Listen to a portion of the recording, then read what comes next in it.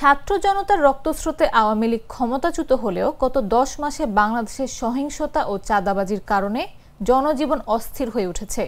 রাজনৈতিক কোন্দল, ক্ষমতা দখলের লড়াই এবং সংঘর্ষে একের পর এক প্রাণহানিও ঘটছে। এতে আলোচনা সমালোচনার পাশাপাশি বিব্রতকর অবস্থায় পড়েছে আইন শৃঙ্খলা রক্ষাকারী বাহিনী। এই অবস্থা থেকে উত্তরণের জন্য চাঁদাবাজির লাগাম টানতে শুরু হয়েছে সাঁড়াশি অভিযান। গতকাল মঙ্গলবার রাত থেকে এই অভিযান শুরু হয়। এর আগে পুলিশ সদর দপ্তরের এক জরুরি বৈঠকে এই সিদ্ধান্ত নেওয়া হয়। খবর পুলিশ সদর দপ্তরের একাধিক নির্ভরযোগ্য সূত্রের। পুলিশ সদর দপ্তর সূত্রে জানা গেছে, হাতে নাতে কোনো চাঁদাবাজি ধরা পড়লেই তাকে ডিটেনশন অর্ডার দেওয়া হবে।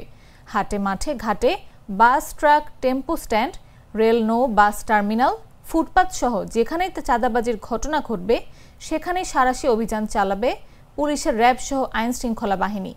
জড়িতদের সংশ্লিষ্ট আইনে মামলা দেবে। মামলার তদন্ত শেষ করতে হবে 1 সপ্তাহের মধ্যেই। এরপর 1 মাসের মধ্যেই মামলার রায় দেওয়ার ব্যবস্থা করা হবে।